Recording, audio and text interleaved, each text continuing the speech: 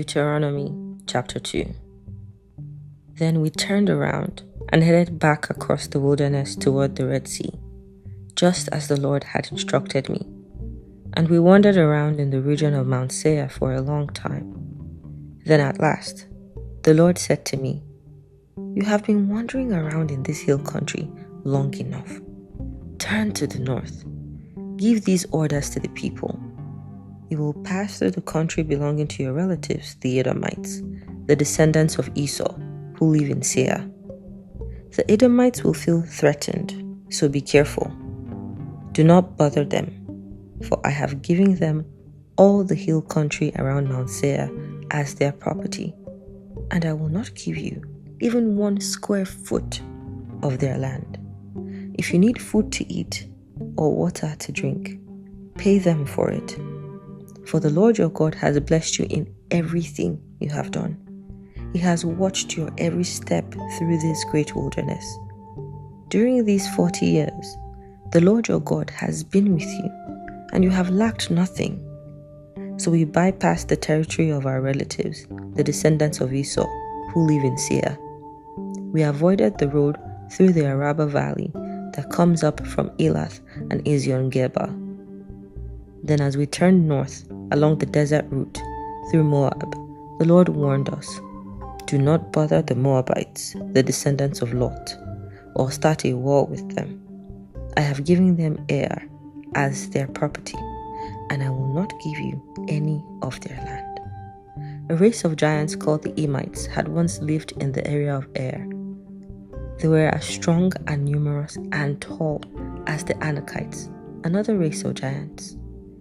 Both the Emites and the Anakites are also known as the Rephites, though the Moabites call them Emites.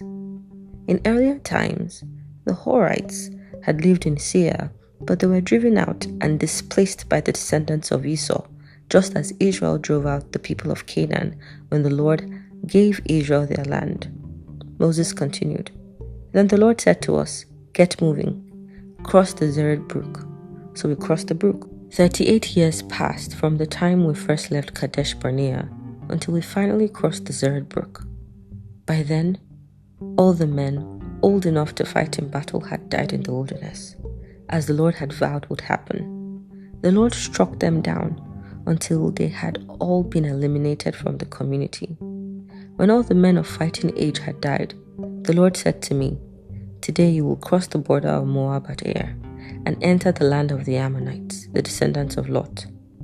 But do not bother them, or start a war with them. I have given the land of Ammon to them as their property, and I will not give you any of their land.'" That area was once considered the land of the Rephites, who had lived there, though the Ammonites called them Zamzumites. They were also as strong and numerous and tall as the Anakites, but the Lord destroyed them so the Ammonites could occupy their land. He had done the same for the descendants of Esau, who lived in Seir, for he destroyed the Horites so they could settle there in their place. The descendants of Esau live there to this day. A similar thing happened when the Caphtorites from Crete invaded and destroyed the Avites, who had lived in villages in the area of Gaza. Moses continued, "Then the Lord said, 'Now get moving. Cross the Arnon Gorge. Look, I will hand over to you Sihon the Amorite, king of Heshbon, and I will give you his land. Attack him and begin to occupy the land. Beginning today, I will make people throughout the earth terrified because of you. When they hear reports about you, they will tremble with dread and fear."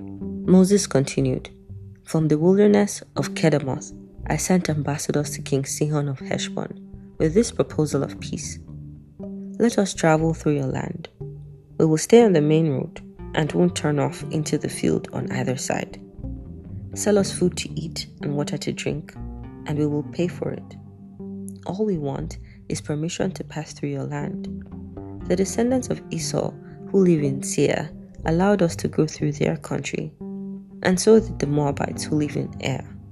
Let us pass through until we cross the Jordan into the land the Lord our God is giving us." But King Sihon of Heshbon refused to allow us pass through, because the Lord your God made Sihon stubborn and defiant, so he could help you defeat him, as he has now done. Then the Lord said to me, Look, I have begun to hand King Sihon and his land over to you. Begin now to conquer and occupy his land. Then King Sihon declared war on us and mobilized his forces at Jahaz. But the Lord our God handed him over to us, and we crushed him, his sons, and all his people. We conquered all his towns and completely destroyed everyone, men, women, and children. Not a single person was spared. We took all the livestock as plunder for ourselves, along with anything of value from the towns we ransacked. The Lord our God also helped us conquer Aroer on the edge of the Arnon Gorge, and the town in the gorge, and the whole area as far as Gilead. No town had walls too strong for us. However, we avoided the land of the Ammonites, all along the Jabbok River, and the towns in the hill country, all the places the Lord our God had commanded us to leave alone.